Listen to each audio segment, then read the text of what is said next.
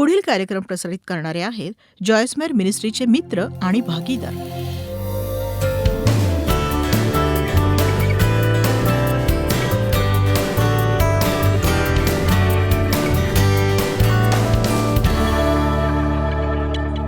तुमच्या परिस्थितींकडे अधिक वेळ पाहत राहाल तर तुम्ही अडचणीत असाल. स्वतःकडे अधिक वेळ पाहत राहाल तर तुम्ही अडचणीत असाल. तुमच्या स्वतःच्या कमतरतांकडे तुम्ही जास्त लक्ष द्याल तर तुम्ही अडचणीत असाल. आपल्याला विचलित करणाऱ्या सगळ्या गोष्टी येशूकडे सोपवा, कारण तोच आपल्या सगळ्या इच्छा पूर्ण करणार आहे. मी काल काय करणार होते हे मला माहीत नव्हतं, पण देवाला माहीत होतं. आणि मी बाहेर पडले आणि परमेश्वराने मार्ग दाखवला. आणि गेली 35 वर्ष मी माझं आयुष्य असंच जगतेय. आणि तुम्ही असं जगू शकता. वाव, किती छान ना. जॉयस मायर असणं किती छान असेल. खरं सांगू, ते सुझी जॉन्स किंवा जॉन ब्राऊनपेक्षा वेगळं आयुष्य नाहीये खरं तर, पण तरी तसं वाटतं. बघा, मी एक माणूस आहे, अगदी तुमच्यासारखी. देव माझा उपयोग करून घेतो एवढंच, आणि तो तुमचाही उपयोग करून घेतच असतो. सर्व मानवी कारणास्तव आशा नव्हती. त्याने विश्वासाने आशा बाळगली. अब्राहमाने आपल्या परिस्थितीकडे दुर्लक्ष केलं नाही. त्याने ती पाहिली. त्याचं वय त्याला ठाऊक होतं. त्याला साराचं वयही ठाऊक होतं. देव जे म्हणत होता ते अशक्य आहे हे त्याला माहीत होतं. पण बहुधा परमेश्वराने पूर्वी केलेल्या काही अद्भुत अशा गोष्टी त्याला आठवल्या असतील, आणि बहुधा अब्राहमाने आपल्यासारखंच आशेचा कैदी होण्याचा निर्णय घेतला असेल.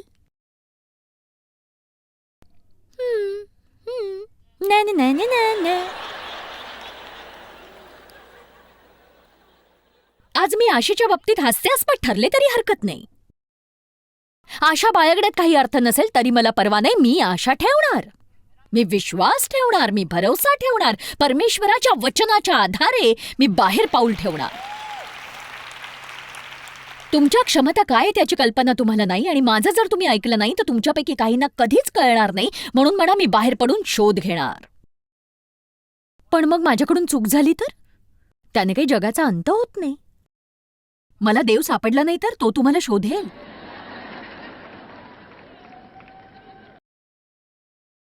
तुमच्या आत्म्याला समजून घ्या आणि त्याचं कार्य देखील. तुम्हाला मी सांगते, कित्येक लोक त्यांच्या आत्म्यात, मनात, त्यांच्या इच्छेत, त्यांच्या भावनेत जगतात. मी हे पुढची 100 वर्ष शिकवू शकते आणि लोकांना तरीही त्याची गरज भासूच शकेल. पण मला वाटतं, मला वाटतं, मला वाटतं, मला वाटतं, मला वाटतं, मला वाटतं, मला हवंय, मला हवंय, मला वाटतं, मला पाहिजे, मला वाटतं, मला हवंय, मला वाटतं, मला हवंय, मला वाटतं, मला हवंय, मला वाटतं, मला हवंय.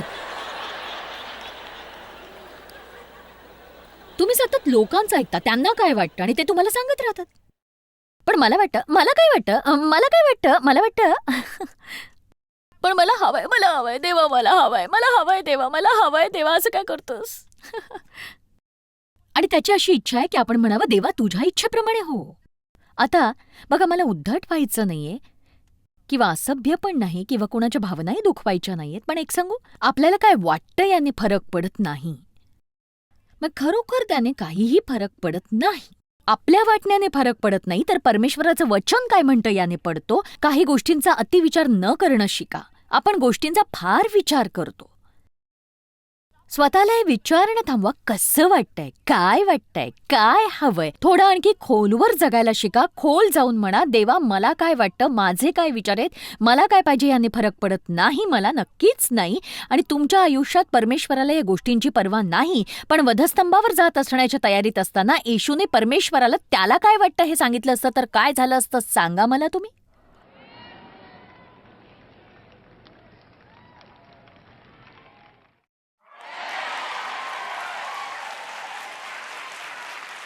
चला विचार करा यावर. तुम्हाला काय वाटतं या आधारे तुम्ही किती जगता?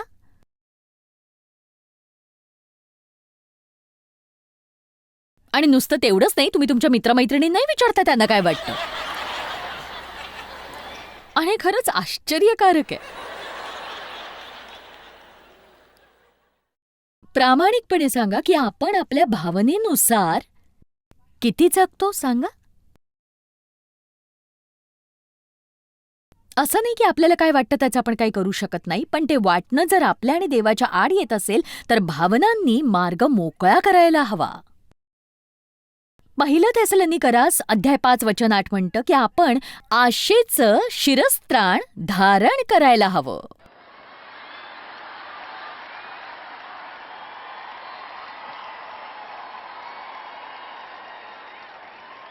तुम्हाला काय वाटतं?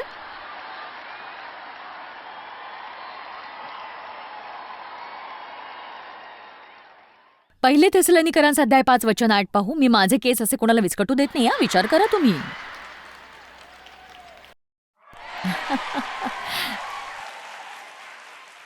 अद्भुत.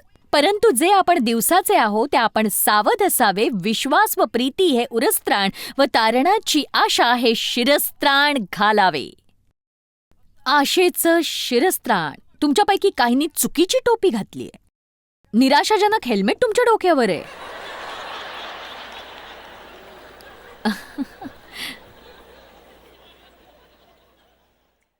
आज तुम्ही तुमच्या टोप्या बदलायलाच हव्यात. आशेचं शिरस्त्राण घाला. तुम्ही आशेने भरलेले विचार करायला हवेत. परमेश्वर जर कुणासाठी काय करू शकतो तुमच्यासाठीही करू शकतो. त्याला किती वेळ लागो मला परवा नाही. मी हार मानणार नाही. मी कच खाणार नाही. अब्राहमाने पुष्कळ वाट पाहिली आणि संयमाने सहन केलं. मी देखील वाट पाहू शकते आणि वाट पाहताना मी जीवनाचा आनंद लुटू शकते. आणि जरी माझा संबंध अशा लोकांशी असेल जे कधीतरी मला चिडीला आणतील तरी सुद्धा मी माझ्या जीवनाचा आनंद त्यांच्या समक्ष लुटेन, कारण माझ्या आनंदाचं नियंत्रण इतर कुणाकडे नव्हे तर ते माझ्याकडे. मी बाहेर पडेन आणि परमेश्वर माझा वापर करणार आहे आणि मला नवल वाटणार आहे.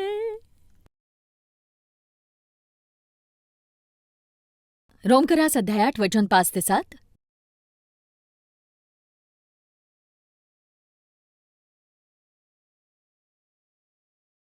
हो हो.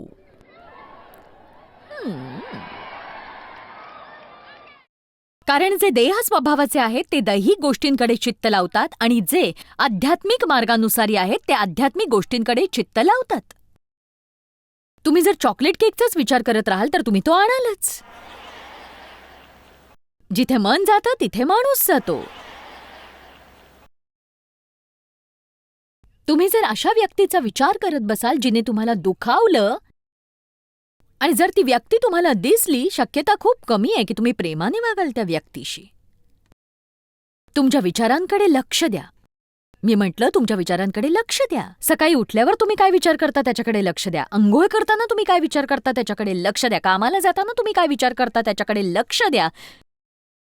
हे तुमचं व्यक्तिगत जीवन आहे. तुमचा हा भाग केवळ तुम्हाला आणि देवालाच माहिती आहे. तुम्ही इथे पवित्र जीवन जगायला हवं. इकडेच तुम्ही योग्य ते करायला हवं जेव्हा कोणीच नव्हे तर देवच पाहत असतो. ऐकलत का? तुम्ही तुमचं बायबल किती रंगाने रंगवलंय याची मला पर्वा नाही. तुम्ही ते चित्रकलेचं पुस्तक बनवा. तुम्ही मनाने प्रामाणिक नसाल तर त्याचा तुम्हाला फायदा होणार नाही. तुम्हाला जेव्हा वेड लागल्यासारखं होत असेल ना, येशूकडे वळा. तो शास्त्रपाठ पुन्हा पाहूया. कारण जे देह स्वभावाचे आहेत ते दैहिक गोष्टींकडे चित्त लावतात. जे आध्यात्मिक मार्गानुसार आहेत ते आध्यात्मिक गोष्टींकडे चित्त लावतात. कारण देह स्वभावाचे चिंतन हे मरण, पण आत्म्याचे चिंतन हे जीवन व शांती आहे. कारण देह स्वभावाचे चिंतन हे देवाबरोबर वैर आहे. तुम्ही परमेश्वराचा विचार करायला हवा. म्हणूनच मी म्हटलं हे खूप महत्वाचं आहे. तुमच्यासाठी देवाने काय केलं त्याचा विचार करणं महत्वाचं आहे. केवळ तुमच्याकडे काय नाही याचा विचार करू नका. काय आहे याचा विचार करा. परमेश्वर आपल्याप्रती किती चांगला आहे. तो काय करतो ते पहा, काय करत नाही ते नाही. चला पुढचं वचन पाहूया आपण. कारण देह स्वभावाचे चिंतन हे मरण, पण आत्म्याचे चिंतन हे जीवन व शांती आहे. विचार करा, कितीदा तरी आपण परमेश्वराच्या इच्छेविरुद्ध वागतो आणि कारणं देत असतो. परमेश्वर आपल्याला सबबी सांगा, कारणं सांगा म्हणत नाही, तर ते आपण पवित्र आत्म्यात करावं असं त्याला वाटतं. पवित्र आत्म्याशिवाय करावं असं नाही. जेव्हा आपण देवाला सोडून स्वतःच्याच बुद्धीने काम करायला लागतो तेव्हा आपण अडचणीत सापडतो. कारण एक गोष्ट सांगते, बऱ्याच गोष्टी ज्या देव करतो त्याचा अर्थ भले आपल्याला लागत नसेल, पण कालांतराने तुम्हाला दिसेल. तुम्ही जर पूर्णपणे देवासोबत असाल तर एक गोष्ट लक्षात घ्या, काही लोक तुमचा न्याय आणि निंदा करणारच आहेत. कारण हे असंच होत असतं. आणि एक सांगू का, जर मी देवाच्या इच्छेनुसार होऊ देईन तर मला काही गट काढून टाकतील, पण देवाची स्तुती असो, मी असायला हवी त्याच गटात आहे, पिता, पुत्र आणि पवित्र आत्म्याचा गट.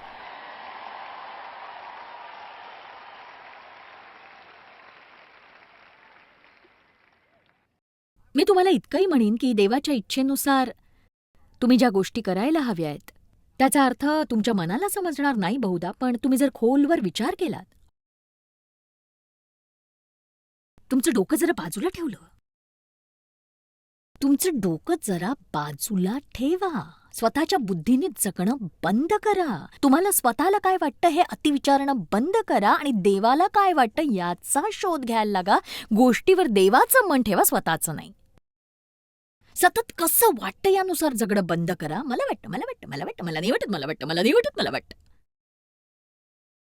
आपण रोमकरास अध्याय 8 वचन 12-13 पाहूया. मला हे वचन खरंच खूप आवडतं. रोमकरास अध्याय 8 वचन 12-13. तर मग बंधुजन हो, आपण ऋणी आहो खरे, तरी देहस्वभावाप्रमाणे जगावयाला देहस्वभावाचे ऋणी नाही, कारण जर तुम्ही देहस्वभावाप्रमाणे जगला तर तुम्ही मरणार आहात. तुम्हाला कळलं का, तुम्ही तुमच्या देहाचं काहीच देणं लागत नाही, त्याला आनंदी ठेवणं हे तुमचं काम नाही. चला आता, जेव्हा भावना तुमच्यावर हावी होऊ पाहतील त्यांना म्हणा, मी तुम्हाला काही देणं घेणं लागत नाही, मला तुला आनंदी ठेवायची गरज नाही, जा करायचं ते कर, आज मी तुझ्या नादी लागणार नाहीये. आणि तुमच्या भावनांचे लाड केले नाहीत तर काय होतं माहितीये, त्या कमजोर होत जातात आणि मग त्यांना तुम्हाला नियंत्रित करता येत नाही. आपण त्यांचे लाड कसं करतो, त्यांच्या अधीन होऊन, त्यांच्या अधीन होऊन, त्यांच्या अधीन होऊन, त्यांच्या अधीन होऊन. पण बघा, आपल्याला अस्वस्थता आवडत नाही. जेव्हा देहाला त्याच्या इच्छेनुसार प्राप्त होत नाही ते अस्वस्थ होतं, ते थोडंसं चिडतं. तुम्हाला सगळ्यांनाच हे माहितीये, किती जणांकडे लहान मुलं आहेत, जेव्हा त्यांच्या इच्छेनुसार काही होत नाही ते तमाशा करतात की नाही. शरीरही तसंच असतं हो.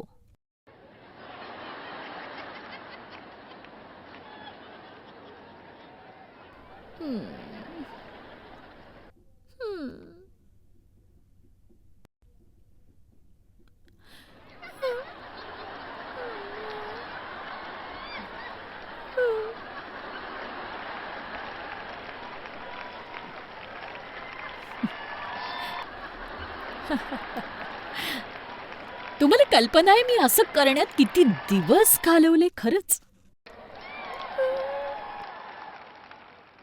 मी घराच्या कोपऱ्यात जाऊन बसत असे, अगदी छोट्याशा बाथरूम मध्ये, आणि मग कमोडवर जाऊन बसायचे मी. आणि मग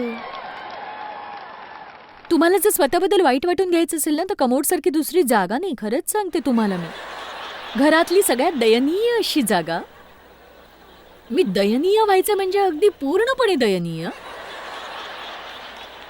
सगळे निराशापूर्ण विचार करत बसायचे, माझं काहीच चांगलं होणार नाहीये, मी आठवडाभर काम करते, देव कसं छान उंडारतो बाहेर आणि मी मुलांचंच करत राहते.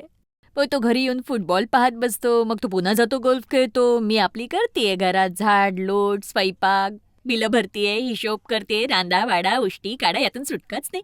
मी तंबूतून बाहेर पडायची गरज आहे अशी व्यक्ती होते. देह कसा आहे तुम्हाला माहितीये? स्वतःवर दया करण्याचं सोडून द्यायला आज किती जण तयार आहेत? स्वतःवर दया करण्याचा उपवास तुम्हाला पुढच्या वर्षभर करायला लावू? कोण वर्षभर स्वतःवर दया करण्याचा उपवास ठेवेल सांगा मला? कोण तयार आहे सांगा? बघा, तुम्हाला त्वरित होकार द्यायचा नाहीये, कारण तसं केलं तर तुमच्यावर हल्ला होईल. मला दया सोडून द्यावी लागली कारण देव म्हणाला, तू दयनीय असू शकशील किंवा सामर्थ्यशाली, पण दोन्ही एका वेळी नाही, निवड कर. आमीन. मला वाटतं आपण तिथे पोहोचतोच आहोत. मला वाटतं आपण या दिवसात फार छान तत्व पाहिली आणि मी मनापासून खूप कष्ट करते की तुम्ही घरी परतून हे दैनंदिन आणि व्यावहारिक जीवनात कार्यरत करू शकलात तर आनंद होईल मला, कारण आपण इथेच धार्मिक होण्याची गरज आहे. दैनंदिन जीवनात, दुकानात, बाजारात, ट्रॅफिकमध्ये, कामाच्या ठिकाणी, शाळेत, शेजारी पाजारी,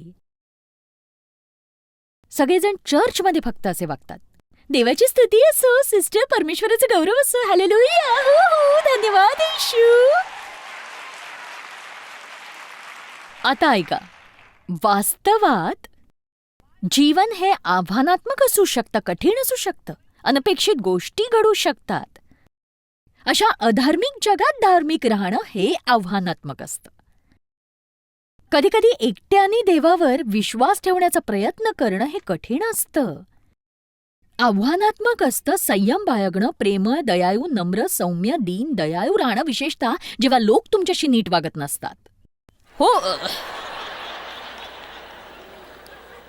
खायला खूप आवडणाऱ्या लोकांना जाड न होणं कठीणच जातं, नाही का? सांगा, होतं ना असं? कसं आहे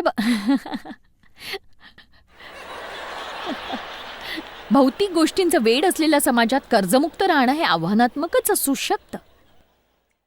नकोशा वाटणाऱ्या लोकांसोबत राहून त्यांना वारंवार क्षमा करत राहणं हे आव्हानात्मक असूच शकतं, नक्कीच. पण सुवार्ता ही आहे की आपण कठीण कामासाठीच अभिषिक्त आहोत.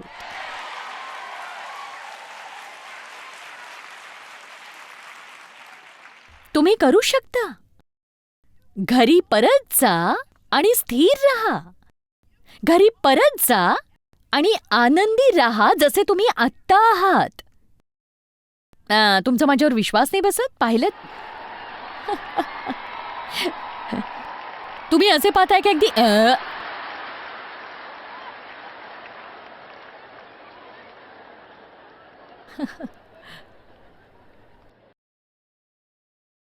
एक सांगू, आजच्या दिवसासारखाच मी उद्याच्याही दिवसाचा आनंद लुटणार. बहुधा वेगळ्या पद्धतीने असेल, पण आजच्यासारखाच मी उद्याचाही आनंद लुटणार आहे. तुम्ही तुमच्या जीवनाचा आनंद कधी लुटणार आहात?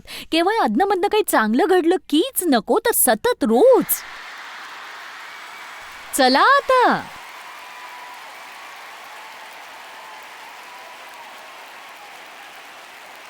परमेश्वराची तुमच्या आयुष्यासाठी अद्भुत अशी योजना आहे. अगदी अद्भुत आणि अविश्वसनीय अशी. अविश्वसनीय. देवाची प्रीती आहे तुमच्यावर. तो विनाअट प्रीती करतो. तुम्ही स्वतःवर प्रीती करण्याची गरज आहे. तुम्ही लोकांपर्यंत पोहोचून त्यांना आशा देण्याची गरज आहे. अंधकाराच्या या जगात आपण प्रकाश आहोत. आणि हो, कठीण काय असेलच, हल्ले होतीलच. पण एक सांगू, तुम्हाला लागेल ते सगळं आता तुमच्याकडे आहे.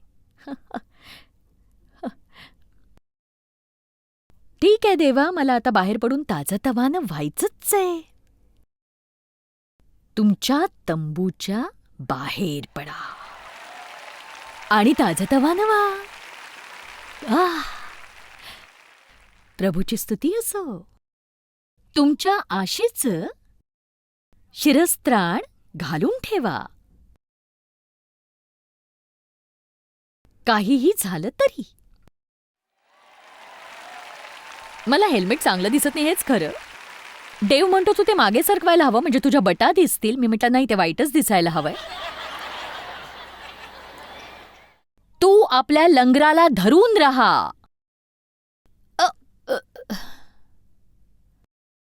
आणि जेव्हा सैतान तुझ्या विरोधात येईल, जे तो येतच असतो नेहमीच. कुठे?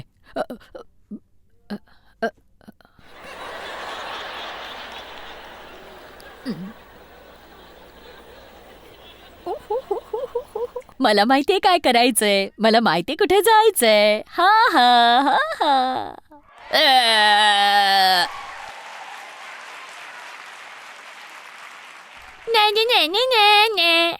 सैतानाला चिंताग्रस्त करून चिडवायची वेळ आलीये. तुमच्या आशेच्या लंगराला धरून राहा. तुमचं तारणाचं शिरस्त्राण घालून राहा. तुमच्या आशेच्या तुरुंगात राहा आणि तुम्ही आयुष्यात विजयी व्हाल. आमेन. तुम्ही मला खूप आवडता मंडळी. मला वाटतं आजच्या आशेच्या या संदेशाने तुम्हाला विचार करण्यास भाग पाडलं असेल की देवाने तुमच्यासाठी काय काय केलं आणि तुम्ही स्वतः काय केलं किंवा तुम्हाला काय हवं होतं यात राहू नका, तर तुमच्या आशीर्वादात वास करा. देवाच्या आशीर्वादावर लक्ष केंद्रित कसं करायचं याचं उल्लेखनीय उदाहरण सांगू. एक अशी व्यक्ती जिने आम्हाला जॉयस मायर मिनिस्ट्रीजसाठी प्रेरित केलंय आणि तुम्हालाही ती करणारच आहे. त्याचं नाव आहे निक वॉयचॅक. एका दुर्धर्ष आजारामुळे त्याचा जन्म हातापायांशिवाय झाला. निकने आपली आशा देवाच्या विश्वासाशी जोडली असं जगण्यासाठी, ज्याला तो अमर्यादित जीवन असं म्हणतो. आज निक एक सुवार्थिक, प्रेरणात्मक वक्ता, पती आणि पिताही आहे. आता ऐकूया निकला काय म्हणायचंय अडचणीच्या आणि कठीण काळात आशा शोधण्याविषयी. मला वाटतं की येशू ख्रिस्तात खरी संतुष्टी मिळवण्याकरता पुष्कळ लोक परमेश्वरानं त्यांची परिस्थिती बदलावी अशी वाट पाहत आहेत. पण येशूने तुमच्यासाठी काय केलं ह्यातच जर तुम्ही संतुष्ट नसाल, तुम्हाला माहितीच नसेल की त्यानं तुमच्यासाठी काय केलंय. आणि त्यानेच मला मुक्त केलं आहे, त्यानेच मला चमत्कारांवर विश्वास ठेवण्याची संधी दिली आहे. पण त्याचवेळी येशू सच्चा, परिपूर्ण आहे याचा आनंद लुटत चमत्काराची वाट पाहत बसायची गरज नाही. चर्चमध्ये मोठं होत असताना, दर रविवारी हे गात असताना, Jesus loves me this I know for the Bible tells me so. परमेश्वर आपल्यावर खूप प्रेम करतो यावर विश्वास ठेवण्यासाठी प्रचंड विश्वासाची गरज आहे. कारण भरपूर प्रश्न होते, जर देवाचं माझ्यावर प्रेम आहे तर मला विना हातापायाचं त्यानं जन्माला का येऊ दिलं. सर्व चमत्कार तो करू शकतो, मी मागेल ते करू शकतो, मग माझ्या वेदना घालवण्यासाठी तो मला हातपाय का देत नाही. मला हे उत्तर हवं होतं. मला उत्तर हवंच होतं. मला चक्क वाटलं की परमेश्वर काही कारणास्तव ते ऐकत नव्हता. काही कारणास्तव त्याने माझ्या प्रार्थनेचं उत्तर दिलंच नाही. आणि मला वाटू लागलं की तो सच्चा नाहीये. आणि मला वाटतं की वयाच्या 8 ते 12 वर्ष पार करणं हे फार कठीणच होतं. नेहमीच्या सर्वसाधारण शाळेत असलेला, विशेष गरजा असलेला मी असा पहिलाच बालक होतो. हे खूप कठीण होतं.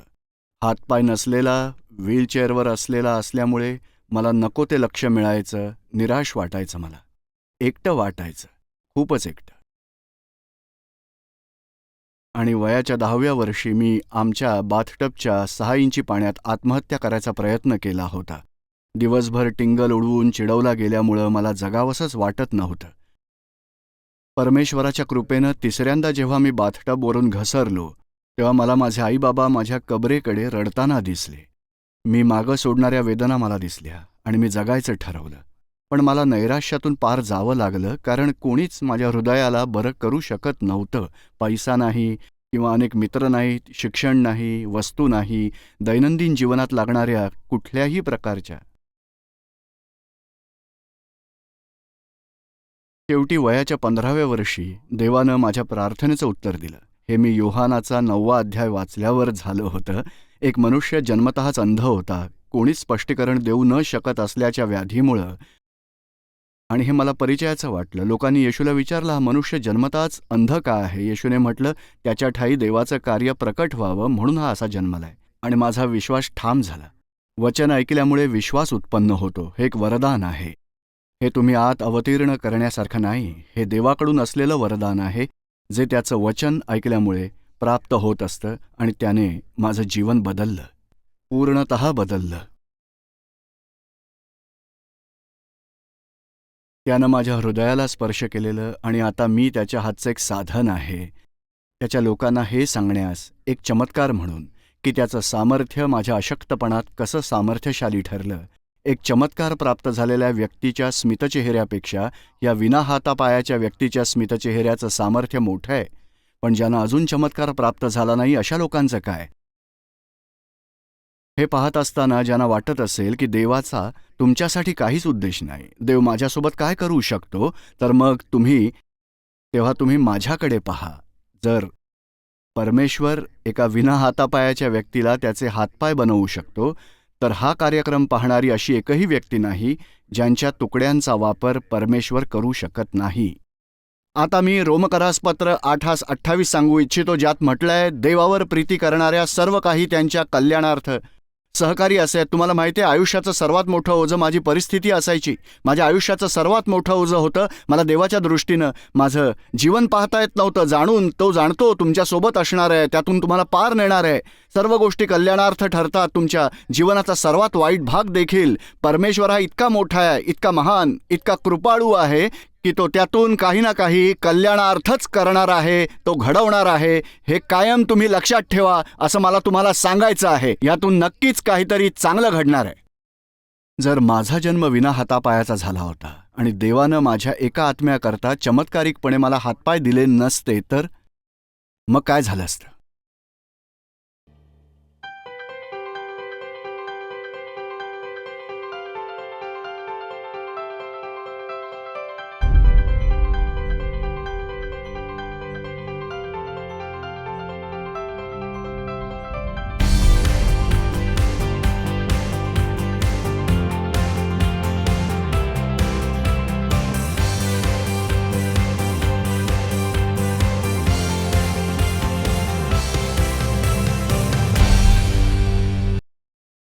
एक सांगू, मला वाटतं आजचा हा आशेवरचा कार्यक्रम सगळ्यांनीच ऐकायला हवा. कारण बहुधा तुम्ही झटत असाल एका तुटलेल्या नात्यामुळे, आजारपणामुळे, नोकरीमुळे. हजार कारणं असू शकतात लोकांच्या आयुष्यात. वेगवेगळ्या मार्गाने वेगवेगळी संकटं येतात. पण परिस्थिती काहीही असो, आपल्याला आठवण आली पाहिजे की ख्रिस्तात आपल्याला आशा ही आहेच. आपली आशा आपण सक्रिय ठेवण्याची गरज आहे आणि जिवंत ठेवण्याची गरज आहे. आणि ती बोलून दाखवण्याची सुद्धा मला आशा आहे. माझी आशा परमेश्वरात आहे. विश्वास ठेवा, सैतानाची इच्छा आहे की तुम्ही निराश व्हावं आणि काहीच बदलणार नाही असं तुम्हाला वाटावं. तुमची वाढ व्हावी असं मला वाटतंय. आणि येशूने जे जीवन तुम्हाला मिळावं म्हणून मरण पत्करलं ते तुम्हाला मिळो ही सदिच्छा. जॉयस्मायर मिनिस्ट्रीज करता तुम्ही खूप मौल्यवान आहात. आम्हाला तुमचं कौतुक आहे आणि जगभरामध्ये हे सेवा कार्य शक्य करण्याकरता आम्ही आमच्या मित्रांचे आणि पार्टनर्सचे आभारी आहोत. आम्ही एकत्रितपणे भुकेल्यांना खाऊ घालतो, गरिबांना वस्त्र देतो आणि राष्ट्रांना सुवार्ता सांगतो. तुमच्या प्रार्थनेच्या विनंतीकरता आमच्याविषयी आणखी माहिती मिळवा. जॉयसच्या कॉन्फरन्सच्या तारखा पहा आणि ख्रिस्ताची प्रीती जगभरामध्ये पसरवण्याकरता आमचे सहभागी व्हा.